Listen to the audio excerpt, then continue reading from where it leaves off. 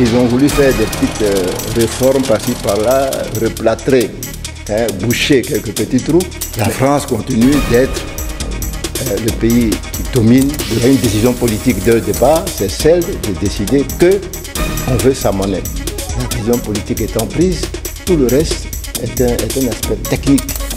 Mais vouloir y aller progressivement, ça donne la possibilité à vos adversaires de réagir aussi d'une manière ou d'une autre, et même de contrecarrer peut-être le projet que vous voulez mettre en œuvre. Donc, quand il faut y aller, il faut y aller.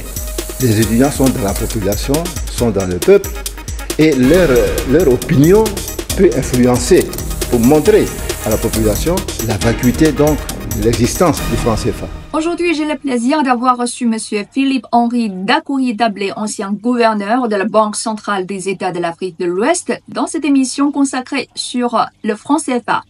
Pour commencer, j'aimerais bien vous demander, monsieur, de faire une petite comparaison entre la Côte d'Ivoire, alors où vous êtes, et votre pays voisin, le Ghana, qui utilise sa propre monnaie avec plus d'autonomie malgré l'inflation. Alors, quelles leçons on dirait pour les pays de l'Union économique et monétaire ouest africaine, l'UEMOA?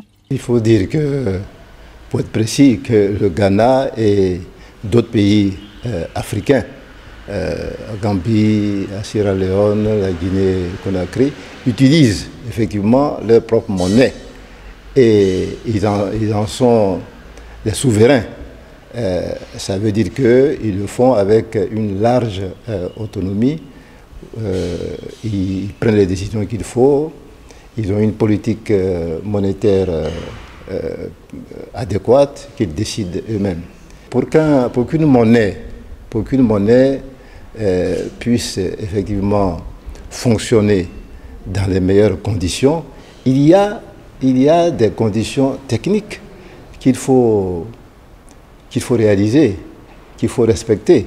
Il y a une décision politique dès le départ, c'est celle de décider qu'on veut sa monnaie. La décision politique étant prise, tout le reste est un aspect technique. Et une gestion, il faut une gestion économique aussi performante, parce qu'il ne sert à rien de créer sa monnaie si au niveau économique on n'est pas performant, si on laisse donc l'économie aller à volo, on laisse s'installer l'inflation ou la déflation ou la récession économique dans le pays. Donc la base d'une économie saine, c'est d'abord, la base d'une monnaie saine, c'est d'abord une économie saine. C'est ça qu'il faut. Alors, quand on veut comparer un pays qui a sa propre monnaie au pays de l'UEMOA, l'aspect sur lequel il faut insister, c'est la dépendance de ces pays-là par rapport à un pays étranger, par rapport à un autre pays. Il y a une dépendance qui est très nette et qui fait que les grandes décisions techniques ou politiques sont prises par la puissance dominante. C'est ça.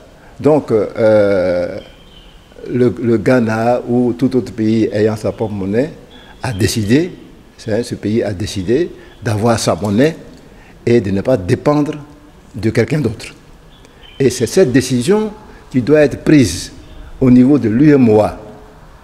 Cette décision doit d'abord être prise avant toute autre chose.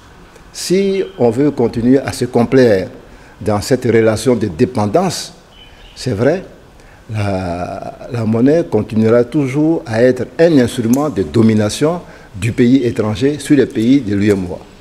Vous soulignez donc l'importance d'une décision politique claire pour sortir de la dépendance monétaire. Cela nous amène à l'écho. À quel point cette future monnaie de la CEDEAO peut-elle vraiment conquérir l'autonomie selon vous?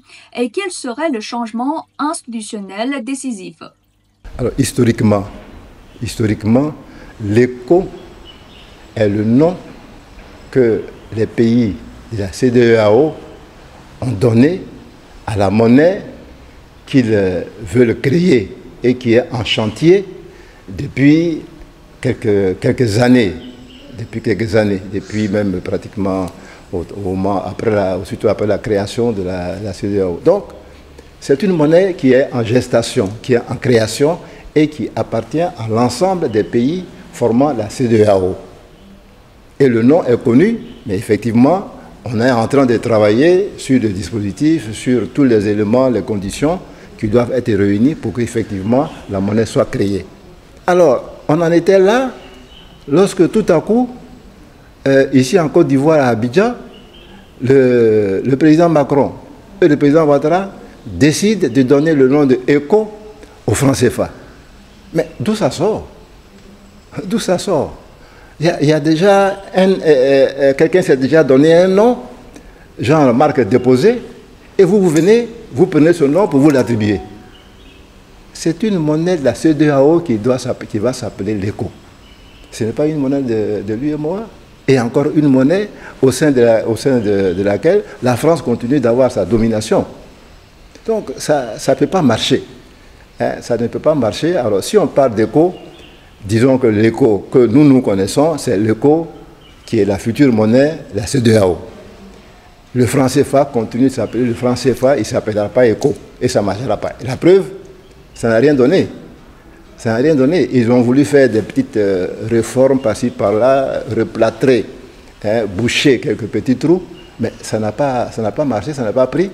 La France continue d'être le pays qui domine, le pays qui donne des ordres au niveau de l'UEMOA et du franc CFA.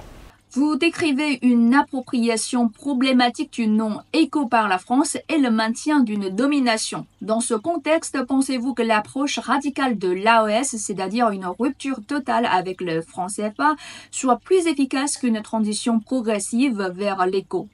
Je préfère prendre la question de la façon suivante.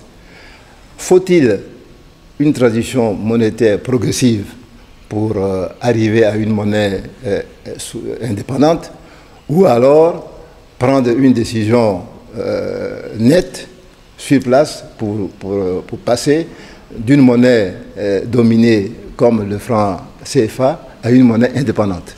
Je pense que quand il faut partir, il faut partir. Hein? Alors, on ne peut pas avoir décidé que le franc CFA est une monnaie de domination, est une monnaie coloniale, et continuer à chercher des petits éléments pour voir comment on va faire et puis y aller progressivement. Non. Non. C'est mauvais, on le sait. Alors, si vous êtes dans les manias, vous n'allez pas réfléchir en étant assis dans les manias, vous partez. Voilà. Donc c'est ça que moi je pense, il est bon, si on veut, dans le cas spécifique du franc CFA, il est bon que la décision soit prise. Et cette décision, elle doit être prise par le pouvoir politique. Bien sûr, avec le soutien de la population, mais elle doit être prise par le pouvoir politique qui décide qu'à partir de maintenant, les conditions ayant donc été créées auparavant, nous avons une monnaie qui s'appelle tant et c'est terminé. Mais vouloir y aller progressivement, ça donne la possibilité à vos adversaires de réagir aussi d'une manière ou d'une autre, et même de contrecarrer peut-être le projet que vous voulez mettre en œuvre. Donc, quand il faut y aller, il faut y aller. Vous plaidez pour une rupture nette plutôt qu'une transition graduelle, mais cette indépendance nécessite aussi l'adhésion des populations, notamment les jeunes. Quel rôle concret peuvent jouer les étudiants en économie pour faire avancer cette cause? Bon, je pense que les étudiants, comme les autres corps de la société, n'ont pas un pouvoir spécifique pour changer, pour modifier la monnaie. Mais les étudiants sont dans la population, sont dans le peuple, et leur opinion peut influencer. Leur opinion peut influencer les décideurs. Donc il est bon qu'ils aient comme opinion de changer effectivement de monnaie, de quitter le franc CFA pour aller à une monnaie souveraine. Et ça peut transparaître dans des études, dans des documents, dans les mémoires qu'ils peuvent faire, dans des publications qu'ils peuvent faire pour montrer à la population la vacuité donc de l'existence donc du franc CFA. Il est donc bon que les étudiants soient pénétrés eux-mêmes de la nécessité de ce changement. Il faut qu'ils en soient pénétrés et qu'ils propagent, puisqu'ils sont dans le temple du savoir, qu'il propage donc ces idées-là pour qu'effectivement toute l'opinion politique puisse être embarquée sur ce chemin de changement qui nous donnera la possibilité d'une indépendance économique vraie.